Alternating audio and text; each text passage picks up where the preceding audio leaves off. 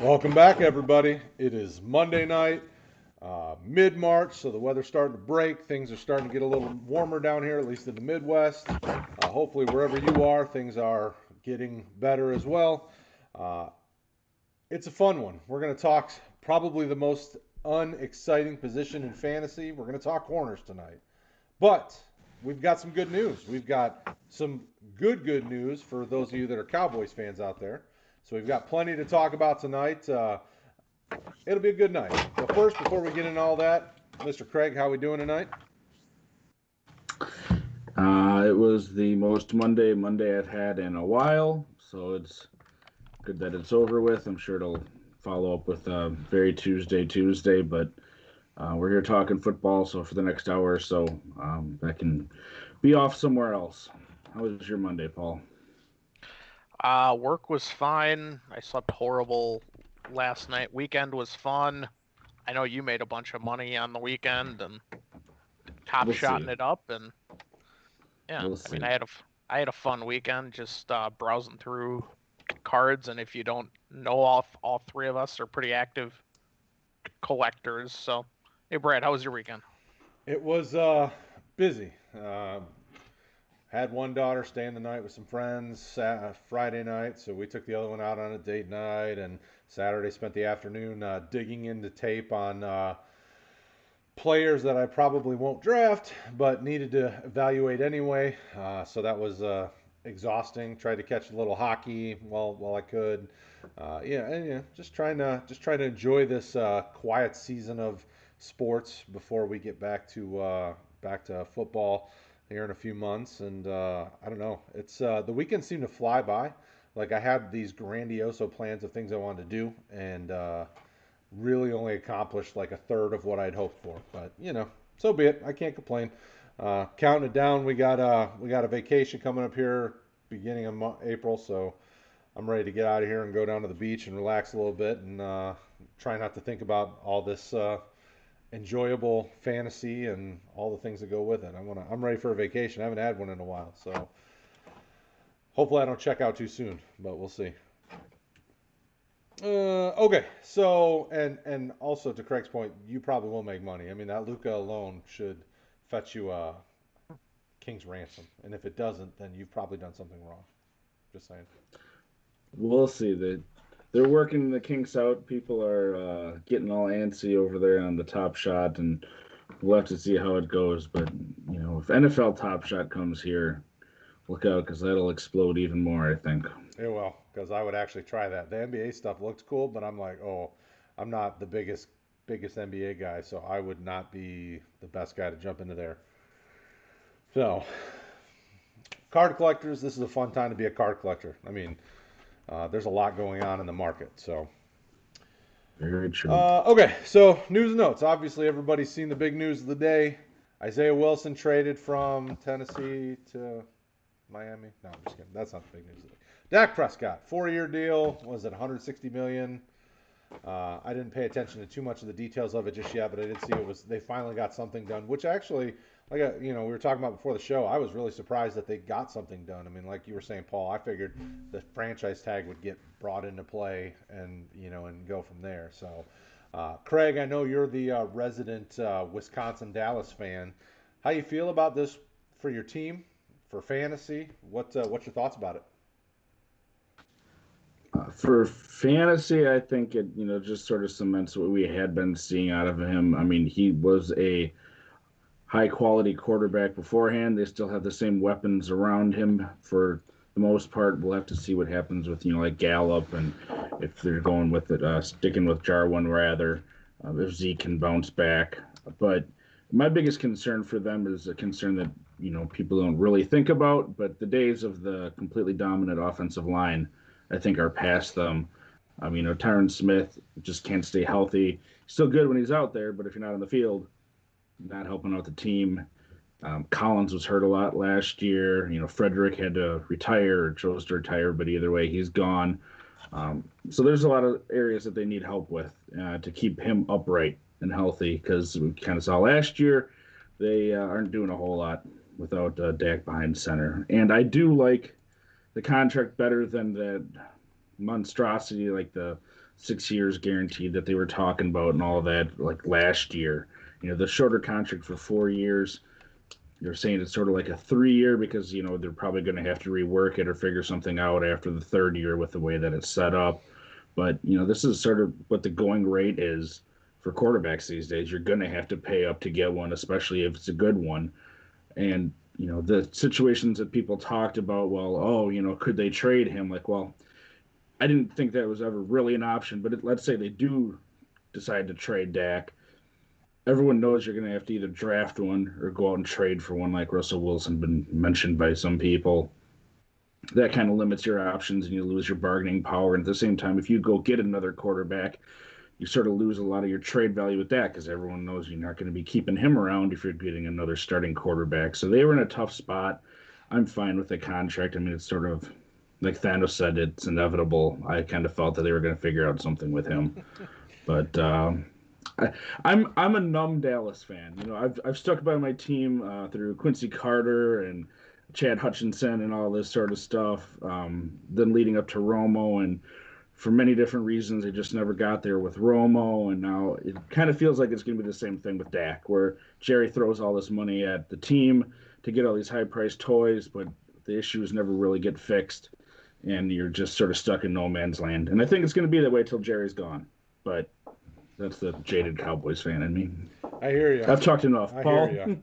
Well, and it's, the contract breakdown, looking at it, it actually is really nice. 4 for 160, 66 million signing bonus.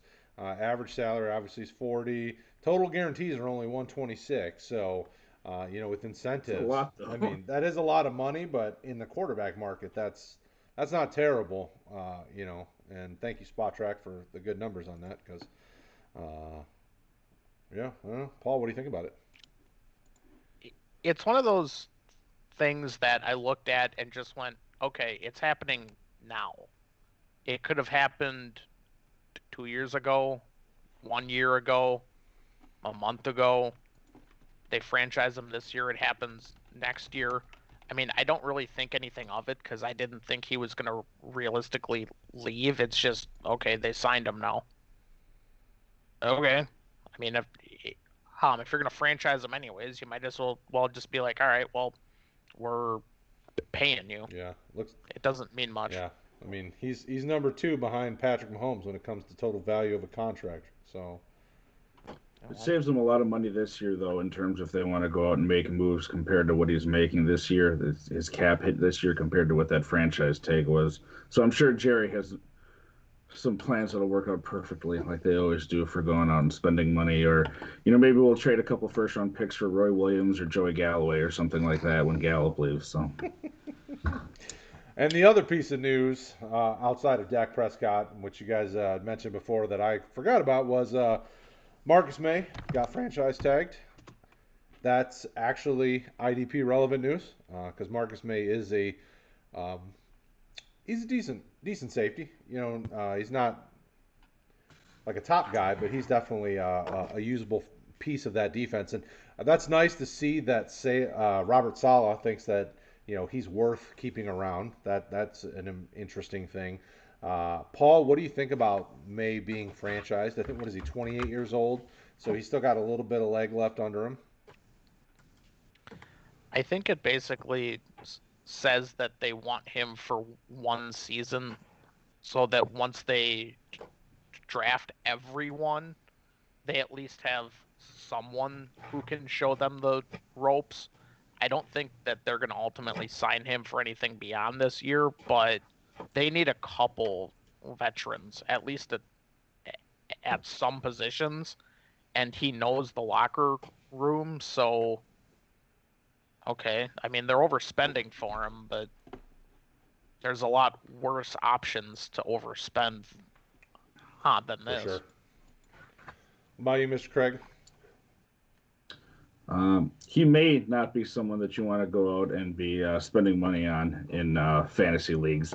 Last year, if you kind of look at his prior years, 2018 was cut short. He had very similar 2017, 2019s, and his production went up a little bit this year behind that, gosh awful linebacker core for the Jets. But even looking at that, I mean, his week 1, he had a huge game. And it was week 17. Those are the only two using the scoring system that, we've kind of talked about where he had double digits even. That first week, he had like 25 and a half points for us with like 2 sacks, 2 tackles for a loss, his only forced fumble. He only had those 2 sacks in the year. He only had 4 tackles for a loss the whole year. So, those outliers aside, he was probably like a DB3 for you because he was a back end DB2 even with those 2 big weeks. And he really wasn't one of those huge, big play guys throughout his career. So I think we kind of saw his ceiling, at least in his current situation. He'll be fine for production again, but I wouldn't expect anything more than a back end DB2 out of him. And based on how this year went, I think you'd honestly, be lucky if you got that out of him again. He's probably a DB3 at best, how things are. So serviceable, yeah, but I wouldn't want to be starting him. No. So there you go. News and notes. Some offense, some defense, little bit of everything. So we're over it. We're on to something else. We're talking corners tonight. Now, obviously, I want to start it off by talking about a couple of corners that have had a spike in, I should say they're trending right now. Not a spike, but I should say they're trending right now because for those of you at home that don't know a ton about this stuff, Brandon Marshall has a company that he started after he retired, House of Athlete, and they worked with folks that do a lot of the timing with Indy for the combine to do their own kind of pseudo combine for their athletes, guys that are training at their facilities in South Florida. At that training combine that they did last weekend, you had some bigger names on the offensive side. Kellen Mond was there. I know the Brandon Smith from Iowa was there. They had a few big name offensive guys, but then they had some defensive guys, and some defensive guys kind of blew the doors off the barn, if you will, when it came to running the 40. Georgia corner Eric Stokes and then LSU corner Kerry Vincent both ran sub 4.4 40s, and people are making a big fuss about them. So I figured we'd just take a couple moments just to, I don't want to say throw water on the fire, but, just give you a real take on them, more so from a fantasy perspective, but we, just give our personal feelings about Stokes. You don't have to mention much about Vincent, but at least Stokes, because I know that people are really hyping him up because it potentially ran a sub 4.3 40. It was more like 4.28 was the first official time clock. The second one he didn't. He held his hand he didn't let go of his hand quick enough or went too quick or something like that, if I remember correctly. So ran one that was sub 4.3. So Eric Stokes, kid from Georgia, was he like 6'1" or something, 200 pounds. I mean, he's a big kid for a corner, ran super fast. I'll start with you, Paulie. I know you're our resident offensive line expert, but we'll let you talk corners in this episode. What's your take on Stokes? How do you feel about him? Is he fantasy relevant for you? Give me some thoughts on him. He ran track in high school, and obviously you can see the speed. He does grab a lot, and he's going to have the flag thrown at him for it.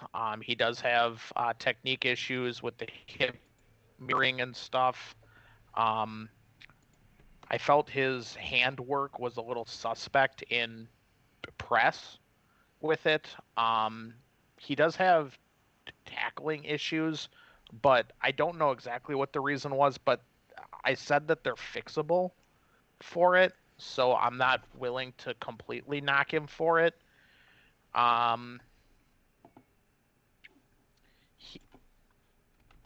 When he's on the outside, he will not pin someone outside, and that's a big problem with him. Like he lets them head outside, but then immediately cross the face of him. I can see someone simply saying, hey, we're selecting you in the second off the upside. I think he's more of a third or fourth round selection, just that I don't want the shot with the amount of technique issues that he's got across the multiple, positions that he can improve on, the technique-wise. Kraig, what did you think?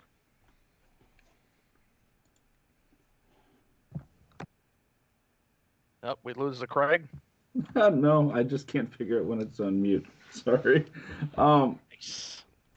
We have to decide, and there's always going to be this because the 40 time is nice and flashy. How much does this matter? The biggest time when the 40 matters for a defensive player is when he's trying to run someone down. Like if someone gets behind the defense and, he's trying to pull a DK Metcalf or, whatever it is. I know that's a flip flop, but the whole 40 time thing isn't that big of a deal because there isn't that many situations where you're running just in a straight line in an NFL game as a defensive player. So I think it's overblown in that regard. I mean, he ran track before, like, in high school. Clearly, he's got great straight line speed, but sorry, wrong page. Going back to, what Paul had mentioned, I saw some of the same sort of things regarding awareness and being grabby. His strength didn't show as much as I'd like to see for a guy his size, like you had mentioned, Brad. So, I mean, functional strength, I think, is something you can add, but then, do you lose some of that speed with it? And to me, really, it's just the biggest issue I saw with him is that issue of, we talked about last week for some of these guys, play speed versus sort of that 40 time or, track speed. And I don't see the play speed for him in terms of when he's using those moves to twist and turn and, reset himself. The transition just isn't there that I'd like to see for a top shelf quarterback. So could he be a serviceable starter on a team? Like a second corner, sure, with some improvement, I could see it. And does it make him fantasy relevant, perhaps?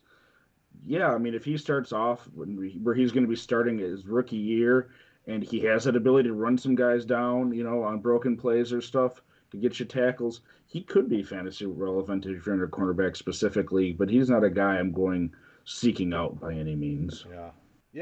Yeah. I thought when looking at him in 2020 compared to previous years, I thought he did a better job being kind of a ball hawk and making some interceptions happen. And I think he fits. I know that I listened to the interview that he did at their combine down there, and I know he loves to be in press man, but he seems to align better in zone just because he isn't the best athlete. I mean, just because he has good speed doesn't mean he's the best athlete. Um, so it'll be interesting to see how a team would deploy him. I think if he gets with a cornerbacks coach that really knows how to help him take better angles on tackles and do some of the other mental sides of the game to help him be a better kind of man corner. Maybe he could develop into something. I don't. So when I look at a corner, I think he could be fantasy relevant because I think teams would pick on him. But I don't know if because of some of the issues with tackling we mentioned, I just don't know if that makes him fantasy relevant because if you have problems tackling and they're picking on you and you don't take good angles and you miss the tackle, you don't get points for trying, So it's like, okay, this is a guy that in fantasy I'll probably let somebody else take the shot on if they buy into the hype, or and typically you don't. I mean, most leagues that we're in, the cornerback position, there's quite a few guys out on the waiver wire to pick up and off and on throughout the season. So it's like he's probably not going to be on a team unless he really does show that he's fantasy relevant after a couple of weeks, But ultimately, I wanted to make sure that we talk about it because people will have heard his name with all this hype about the 40 time, and we want to make sure that you guys out in the internets understand what that means. And in the big scheme of things, it doesn't always mean much other than, what it is, which is, he did a good job following the rules, running really fast, straight line, in shorts. We're not stoked about him. I had thought much the similar about Campbell on the other side of him at Georgia. He's really fast. But isn't he even bigger? You can see the yeah, you can see the athlete, but they get really sloppy. And when it's to Georgia, that reminds me of William Pierce when he ultimately shoots the truck driver. He got sloppy and got caught. Not my best work. You're Not my you're best work there. comparable to my gift game today. Jeez, this is just a sloppy Monday.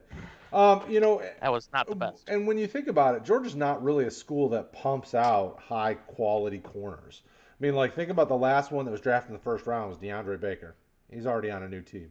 I mean, now we don't know if it was. I mean, obviously his was more off the field stuff, so we don't know if the Yeah. player would develop. But before that, they hadn't had an early round corner that was successful. I can't think of at least in the last 10 years when I'm trying to think of Georgia corners that made it to the league that were relevant. I just can't think of any, and I'd have to go back and look. But this is just not They get the athletes, but they don't improve them. right. Bingo. So. So that being said, there you go. If you have more questions, check out rookiedraftguide.com. We'll continue to put more players on there as the off season goes. We will add some corners on there. We've been talking about some today that we want to get on there. There you go. So let's go from meh to let's talk about the best corner in the draft. We're going to go Caleb Farley. Well, I should say potentially the best corner in the draft. Caleb Farley. I don't know if he's my favorite corner in the draft, but I know when you listen to all the mocks right now, he's kind of the guy that people are expecting to go in the top half of the first round. I think there's a lot to like about him. I think he does a good job in some ways, but I also think there's some potential glaring concerns. Kraig, we'll start with you. What do you think about Caleb Farley and his fantasy value as well? I think, and this is not to go down the Lions rabbit hole for you, Brad, but I'm not trying to hurt your feelings, but I think he could sort of be like Okudah would have had this past year. You know, if he gets into a situation where he's going to start, I think they're going to go after him, you know, even if he's that first cornerback on a team, which can make a guy fantasy relevant. We had talked about it with Okudah last year, and it didn't pan out in large part due to injuries. He has the size and the athletic profile that teams love, so I think, you know, if you look at him, it makes sense why people are talking about him going that high. Injury concerns, whenever those pop up in college, you wonder if that's going to be something. There's a couple other guys that we're going to talk about tonight probably that applies to. You just don't like to see things continuing to pop up at the college level and just see how, you know, that's going to be panning out for your first round pick in the NFL. So I don't like that. He wasn't as good of a tackler as I would have liked to see. So again, we sort of talked about that with the cornerback. Yeah, you get the ball thrown to you. Do you make the tackle? A lot of these guys, really, my feeling on them was meets that athletic profile that teams love. I see why teams are liking these guys, but most of them to me have concerns. And when tackling and injuries are two of the big red flags to me, I wouldn't be interested in spending that sort of draft capital on them. But the athletic profile fits for today's NFL, so someone probably will. Paul? Yeah, I think about the same as that. He's the pros are he's got the quick feet that you're looking for, in not only the short area, but the long, deep ball sprints. He's got the speed for it. He's got the hips. He can match up at essentially the slot or the outside, and you feel fine. But yeah, he's got issues. He plays zone a lot when he should be playing man. And basically what I mean is that he looks in the backfield, not at his receiver, and he's going to give up some scores because of it. I'm concerned about the injuries also. If it were the same thing, okay, but when one's an ACL and one's a back issue, and then he opts out after a couple weeks this year, I'm concerned. I didn't necessarily see the tackling issues that you saw. I just wrote down willing for him. He also has long arms, so in theory it should help. But yeah, he's not someone when you said that he's the first corner. Not for me. I don't even have him really top 5. I mean, if he works out, excellent, but I'm not gonna see if he does work out. Yeah, when I say tops of anything, I try to look at what's going on out in the marketplace. So most mocks, most experts have him going as one of the top corners in the first round. In my mind, I think he fits good to a team like the 49ers, who could look to replace, Richard Sherman or somebody if they don't bring him back. He fits that kind of a defensive mold. For tackling, I saw inconsistencies. That was my kind of word for his tackling ability. He was definitely, like you said, willing, but just not very good at finishing, which is a concern. I could see him being a corner that's picked on early and often, and I think if he can fix that tackling issue, he could be fantasy relevant. The athletic ability's there, but I'm just not. I'm not sure what to make of him if he goes to a place where they're expecting him to be more press. Because when I tried to single out plays where he was doing press, it seemed like he wasn't. Some corners you see them get the wide receiver off their route, and it wasn't always that way with Farley. I'd see a lot of times where it was almost like he didn't know how to use his hands to kind of move the wide receiver off of the pattern, and it's just little things that I would jot down that just struck me as strange. I don't want to, I'm not a corner expert, obviously. I was the lineman when I played, so I don't know nothing about that backpedaling business. But what I will say is that I saw a guy that didn't finish well, but had the athletic profile.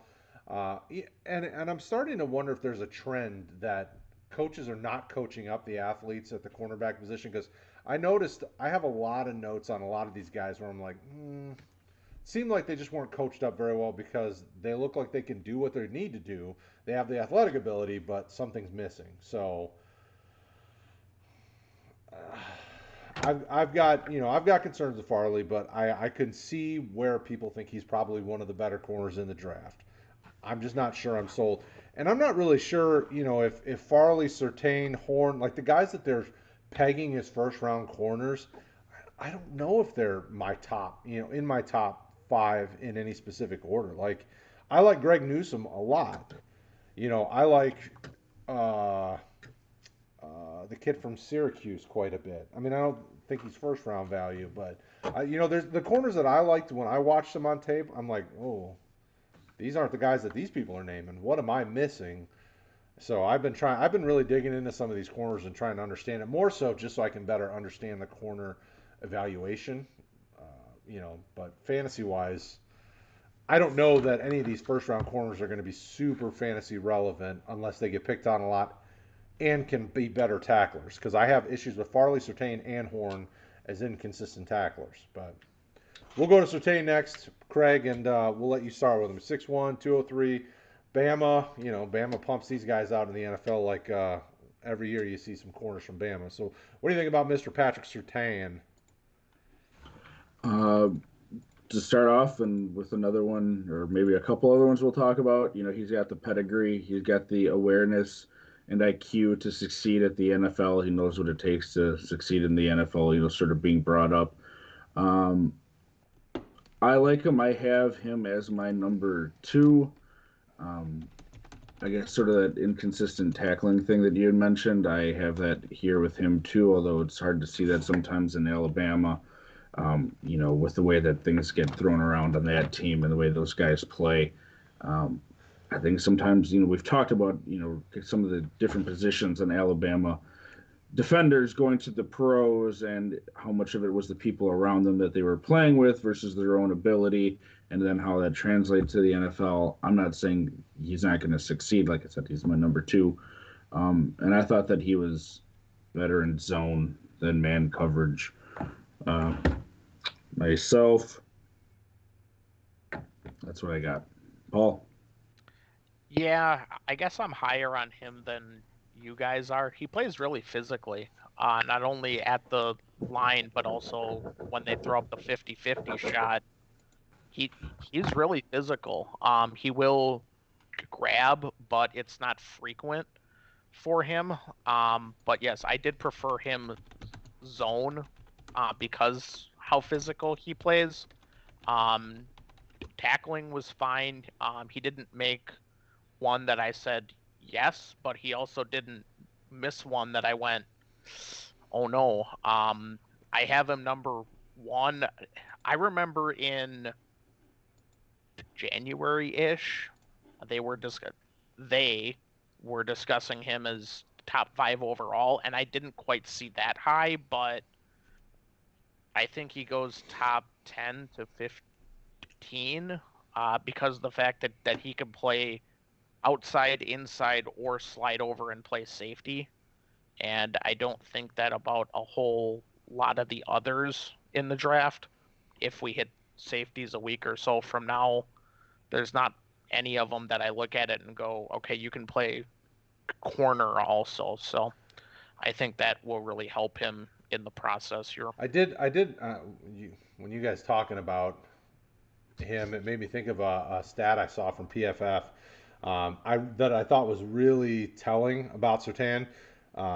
In 2020, he had the most defensive snaps without a penalty committed, and that's 916 snaps without a penalty. Like, that's huge, especially at the corner position when you're constantly, in his conference, he's constantly going against NFL caliber players, and he's having to keep up with them.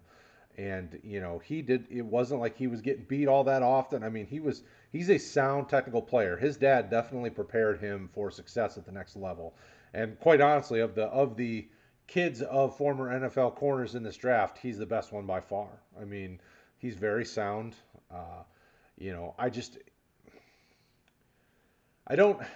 hardest thing for me with corners is to really predict. Like, I don't see the Mike Hilton effect with any of these guys. Like, when I look at them, I'm like, I don't see teams really picking on this guy to that level to make him fantasy relevant.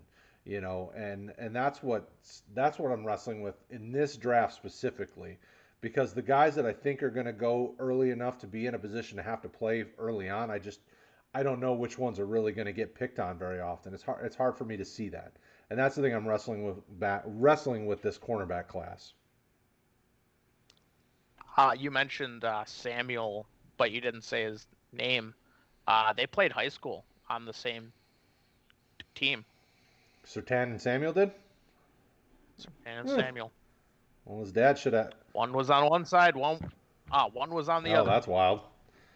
And say what you will about Samuel, yeah, I don't like him either. But from a high school perspective, that's a lockdown right there. You're gonna run the ball.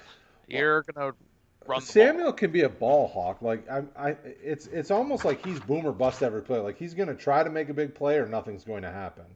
And that was the thing that concerned me about him. It's like, just do the little things well. Just be consistent every play. And yeah, he doesn't have the size or the speed to make me interested. I know that some are discussing him in the 1st or 2nd round. I think it's more like the 4th or 7th round, if at all, for him. Yeah, he gives me the vibe that he's probably going to have to be a slot player if he comes into the league, just because he doesn't have the speed or the size to really be an outside guy. And I don't know. I'm not a big fan. I wanted him to be successful after was his freshman year. He really balled out. He had one season where I watched stuff and I'm like, oh man, maybe this kid can do it. And then 2019, and then last year I was like, okay. He played well against Georgia Tech one game. It was like, yeah. So, they threw the ball right at him and he put his hand right up. Yeah, for sure. I wish that Terry would have held on like Samuel did that week. We might have won that one. That was a rough one. I mean, just going back and watching the film the other week, I was like, man, this is a hard game to watch. Like, nobody wants to win. Yeah. Thank you, Willie. Yes, scroll. All right. So next up on the docket, J.C. Horn, cornerback from South Carolina. Was he 6'1", 205? Kraig, what do you think about him? He's my number 1 cornerback. There wasn't a whole lot that I didn't like about him. He has that attitude, the physical mentality to get after it, to go after guys. He was able, I wouldn't say, he won in all situations, but he was able to handle himself against Seth Williams and Kyle Pitts when he played against them, which, I mean, those are some Williams more hit or miss depending on who you're talking to, but he's a big dude to handle, and he was able to go up against him and Kyle Pitts. Everyone it seems like is in love with him for fantasy, um, and he was able to handle himself against him too. Um, I saw explosiveness. The big concern that I had about him is what you had mentioned, kind of with Sertan Brad. Like, is he too physical at times, perhaps? But given his pedigree, where he comes from, I think that's something that he can grow out of and work on to improve, to lay off of that a little bit. But he was able to keep up with guys. He's got the agility, the hands that I liked, and like I said, the biggest issue that I saw was make sure that you're not too grabby in the league, because especially when you're newer, they're going to be calling that on you more than they do in college. Yeah, well, and he's another one that, like the other corners we've been talking about, I saw enough times the inconsistency of tackling where I'm like, another one of these guys. Like, what are you doing? Your dad should have told you how to tackle. He's another, obviously we've been talking about Well, he played offense. still played football. He saw enough guys hit him that he should know what he's doing. Obviously, for those of you that aren't paying attention at home, this is son of Joe Horn, the Saints star wide receiver for many a year.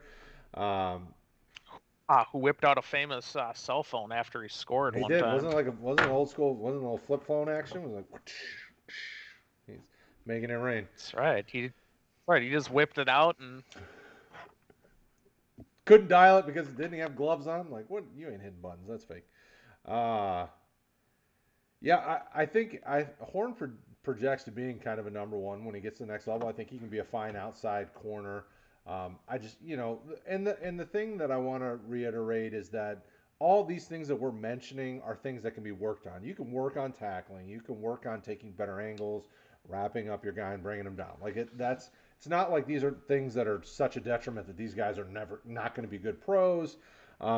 These are just the concerns coming into the league that they'll need to work on. All of these guys that we've mentioned so far, outside of Asante Samuel, have a really good athletic profile and should be able to do just fine at the next level. I mean, obviously we mentioned possible injury concerns with Farley, and then obviously the things that we mentioned with some of these other guys. But uh, Horn is a very dynamic athlete. I think he really could do any of the positions at the cornerback. Like, I think he could play in the slot. I think he could play on either side. I think he would do just fine.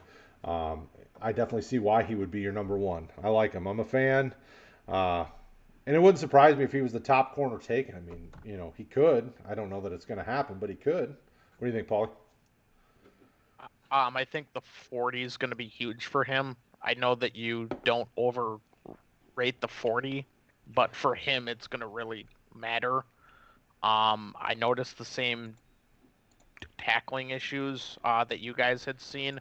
I think he has to end up in a man situation because when he's playing zone, he gives it he tips the play rather easily. But I liked his hips. I liked his foot speed. I think he ultimately ends up in the back half of the first.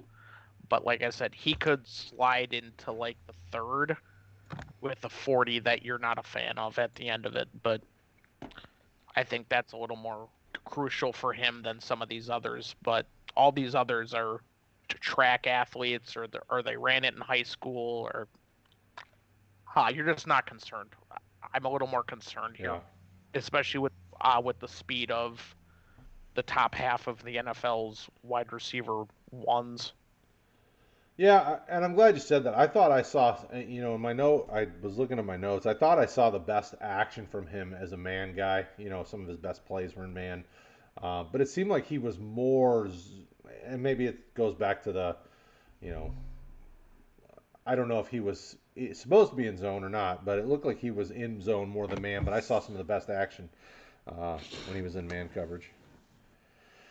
Okay. So next up, let's talk Greg Newsome. So 6'1", 190 out of Northwestern from the acclaimed IMG Academy in Florida. For anybody doing Daviyon, you're looking back at high school. IMG tends to be one of those schools that pumps out guys in the collegiate levels at a pretty regular rate.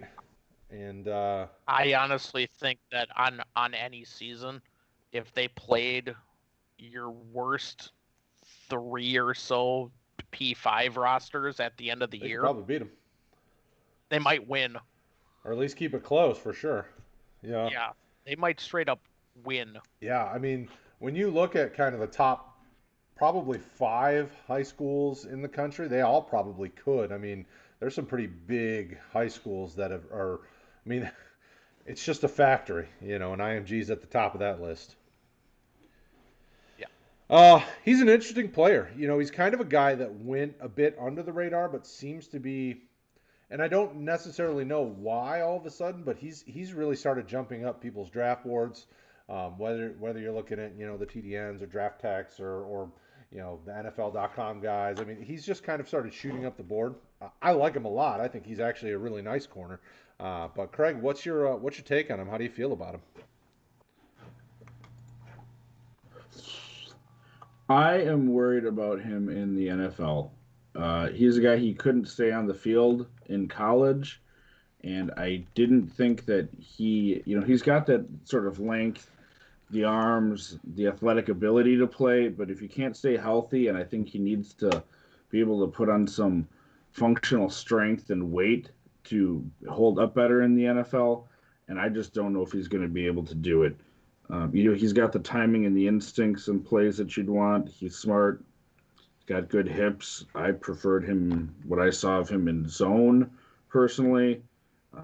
But, man, just not being able to stay on the field. Like even this last year in the bowl game, he had to go off the field because he got hurt. He missed a bunch of games the other 2 years.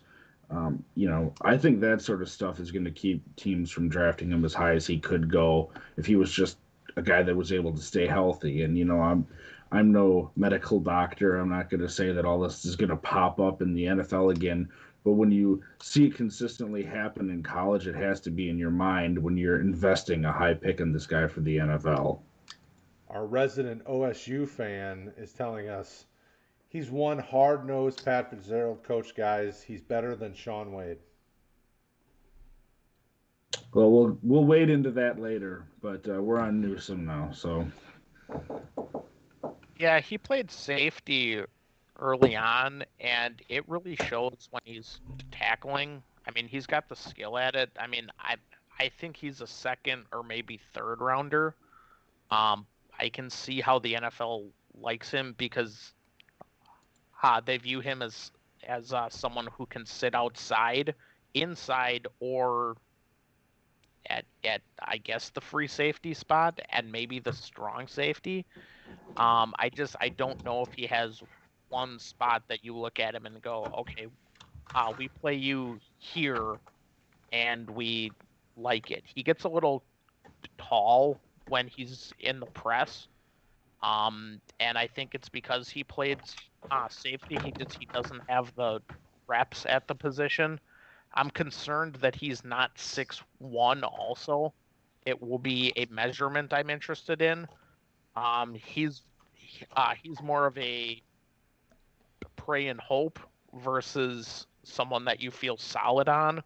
But second or third, I think I'd probably rather have Wade over him, but it's a floor versus a ceiling argument on that one. I love the detail that Paul throws out. The random detail, the minute thing that you just don't think, man, his left hand is a big concern to me. I want to see the measurement of that left hand.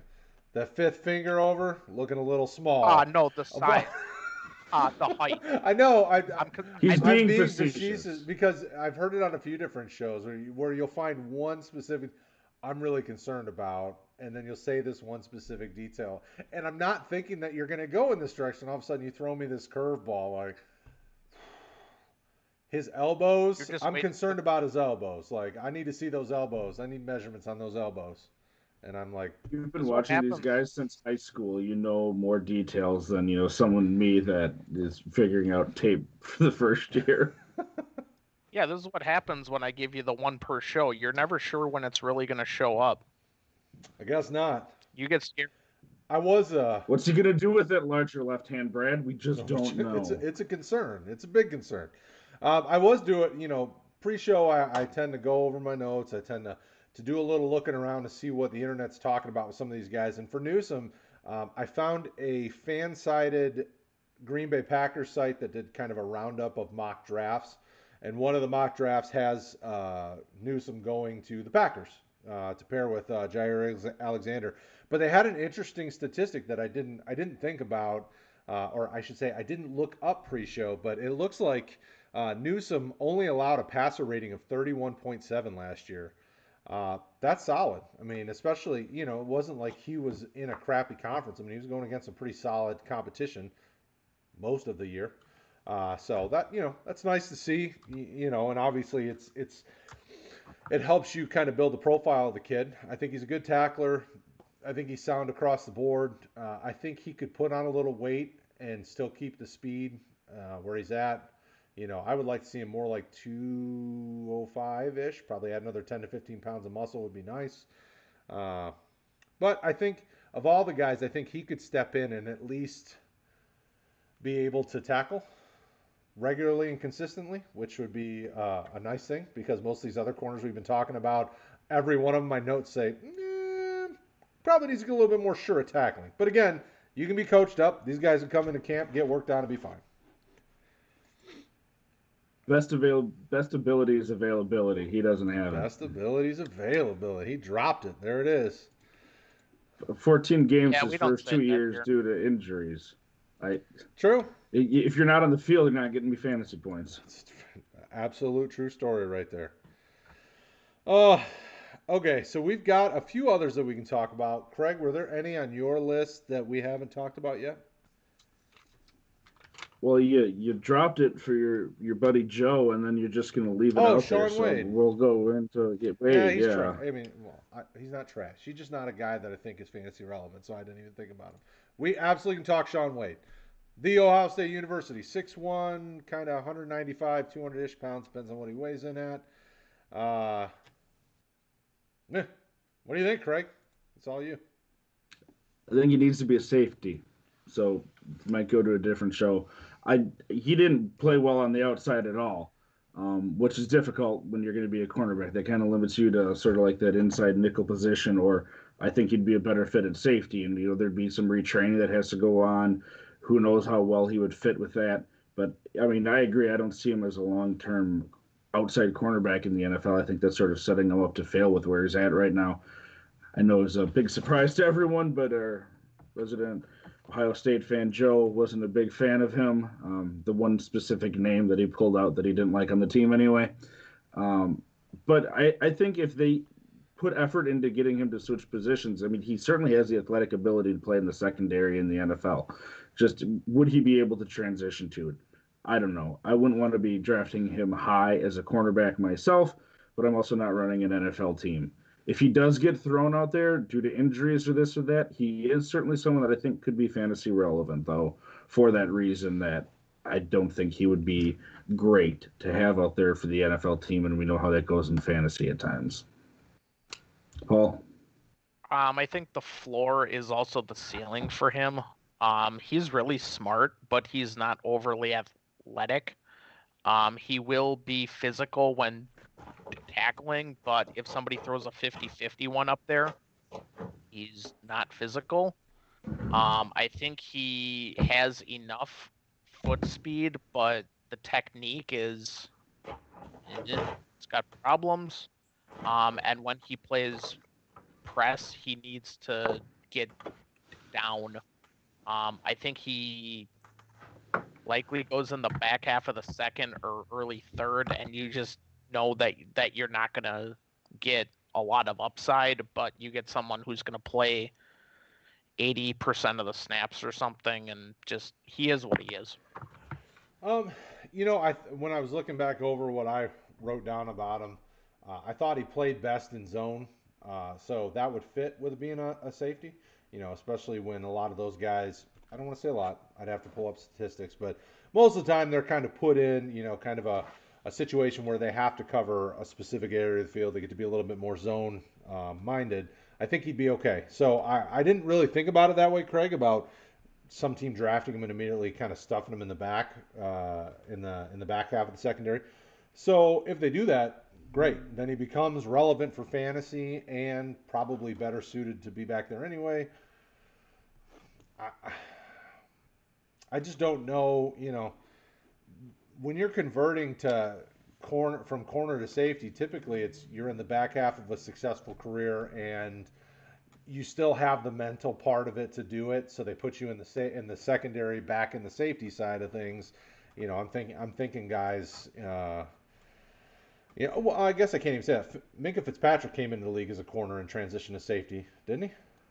So I guess that kind of blows that out of the water. I'm processing it as we go because thinking of Shaun Wade as a safety sounds more intriguing to me than Shaun Wade as a corner. So I'm trying to think historically how that conversion's gone once you get to the NFL game.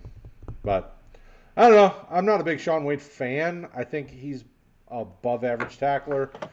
Based on the list that we've got, he's probably the third or fourth best tackler of the guys that we've talked about so far. But Yeah, I'm not saying anyone's going to do that. I'm just trying to think it like through you if said, they did. it isn't. Yeah. But like we've said, or I've said ad nauseum, teams are having to have some more interchangeable guys just to meet the way that the NFL is played on the offensive side. So, you're seeing some more of these more progressive teams. Hopefully, someone takes a look at him and sees the potential, and that hey, are we able to move him? Would he be better at this? And all these Zoom meetings, that's going to be an opportunity to talk to the guy about it. See, is he open to it? Is that something that he'd want to do? Some guys have that mentality. No, like the Tim Tebow. Nope, I'm a quarterback. I'm only playing quarterback. I'm not going anywhere else. And we saw how that worked out for Tebow long term. He retired from the Mets recently, I think. So sometimes it works, sometimes it doesn't. But that looking at what I saw and what seems functional for him in today's NFL, that seemed to be more of a fit. But Okay. I do have a couple more here Yeah, though. go ahead. All right. Paulson Debo, I think, has a really high ceiling. He's got long arms. He's physical, smart. He's got the hips. He will be a good tackler for you. I know that he ran a 4.57 in high school, but I feel that he's faster now than he was in high school. Ultimately, for someone who has more of that ceiling profile, I don't think that the floor is out of the league in 4 years for him. I think he goes in the second round, and I really like him. As far as a fantasy, obviously that's going to be more of a scheme situation, but I think he goes in the second. How did you guys feel about him? He's actually one of my favorite corners in this class. I think when I watched his stuff, I don't think I really see any glaring hole. Like he seems to do well in man. It seems like he understands zone concepts. I feel like he's a well above average tackler. Like there wasn't really a lot when I watched him where I was like, nope, no, that's my concern. I think he's good. Size, speed, the whole thing. I mean, I'm a big fan. I would love to see him kind of sneak into the back half of the first round to a team that needs some corner help. Kansas City, Green Bay could use a good second corner. A few teams back there. I could see him slide in there. Thanks. Really needed the salt in that wound. I mean, you guys could re-sign Kevin King if you wanted. hopefully. What about you, Craig? How do you feel about Adebo? I hadn't looked into him a whole lot, but the little bit, when you guys had mentioned we're talking about him, Kuiper had him really highly rated last year. I think he was like the number 2 guy, which I know that isn't, oh my God, it's Kuiper. But the point is, he was very highly viewed last year, and he didn't play this year, I don't think, with the COVID.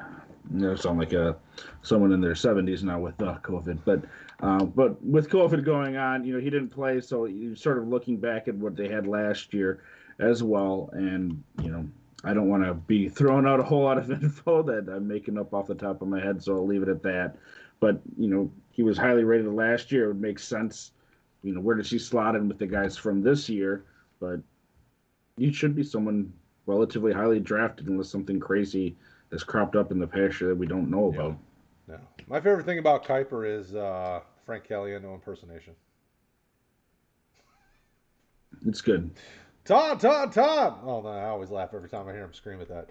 No, Kuiper's been doing it for a long time. I mean, you have to respect the guys that have survived long enough in this business doing what he's doing. Like, if he says it, I mean, there's got to be some value to it. If some of these guys that are quote unquote experts have a guy way up high, I tend to at least go back and go, okay, if they're not high for me, what am I missing? What did I not see? Things like that. So, when you say something like that, that brings validity to what we're saying because we both like him a lot. I mean, it makes me feel better knowing that somebody that gets paid to do this is liking him as much as I do. So. Well, I mean, he's been doing it for a long time, and he's not just making it up for the heck of it at this point. Because really, I mean, there's nothing left for him to gain with the spot that he's in. True story. You're not wrong there. Paulie, any other guys? You said you had a couple you wanted to bring up? I thought that Elijah Griffin was really nice. He doesn't regulate any stealing of the property when the ball's in his area. He's about to earn his NFL keep. He will let others jack him, but when he's on the 2-1 and Lewis, he can play man or zone. He's got enough speed for Warren's wealth, but not to get all the wealth back. He does need to add some weight, though, to make the bodies turn cold, and he needs to activate freak mode just a little more often. This guy. So like my goodness. Were you working on a makeup? Was that your mulligan? I mean, he's not a regulator, but he's not a buster either. Regulators! Round up. I mean, mentioning people named Elijah, I liked Elijah Molden. I don't think he's going to be drafted crazy high. He's another smaller guy like Samuel, but I think he's a better athlete, and he plays better than Samuel does. I can't find my notes on him right now, but I did have him down. Oh, come on, Brad, mount up. I'm done. I think he's a safety. More. Let me get my notes up. He's got speed issues when he's in the back pedal, and if you're going to be outside, that's a major problem. I basically thought of him as like the shorter version of Taylor Rapp. I think he goes between rounds 4 and 6. Yeah, I pegged him as kind of a slot guy, willing tackler, average in a lot of other areas though. So I think how he could be used. I'm not saying he's the caliber of player because, Honey Badger was mentioned as a first-round pick, talent level before his issues. But how he's used, similar size, similar speed, and that sort of stuff. I think he could find his niche in the NFL and something like that. Where you could see him playing safety, playing nickel, whatever. But I mean, yeah, I don't think he's an outside cornerback just based on his size, even. But I think he's a guy that has some use in today's NFL. And sometimes it's those guys that that just find a way of sticking around on the field. Through just sheer will of force, not through one specific position that end up being fantasy relevant for you for a year or two. Cornerback, it's unless you're looking at the top guys for Dynasty, you're rotating them in and out, kind of like you said at the start of the show, Brad. Yeah, corners in fantasy, I mean, it is quite a bit of a crapshoot. I mean, you're gonna you'll probably find just as much value floating out on the waiver wire on a weekly basis. So, If you're go ahead, Paul. if you're looking for someone who's not going to be fantasy relevant, but someone's going to find super valuable, Jack Jones out of Arizona State / USC, he's just really smooth, but he's only 178 or something like that. If someone's looking for a slot only, speed only option, he's gonna fit. But again, he's 175, 180, something like that. Just also, I know that you had mentioned Vincent early on and that you weren't much of a fan. I ultimately think he goes in the second round just because of the speed and because of the fact that he can play safety also. He is a little bit on the lighter side at 190, at least for a safety. Right. But he's just someone that the upside says that you select him and work on the other stuff get him, later. yeah. He does have hip mirroring issues, but speed and versatility out of him. I liked him more than you guys did. Yeah, I mean, versatility is big to NFL teams. If you can be versatile, they'll find a way to deploy you, especially nowadays where you're seeing, many, many more corners and safeties on the field to try to handle all the speed that's out there. So, I mean, I don't hate it. I'm not the biggest fan. If he goes to safety, I think that's a better move for him to use that speed, and then they add some size to him, and be good to go. So would you say that his hips lie, Paul? Hips don't lie.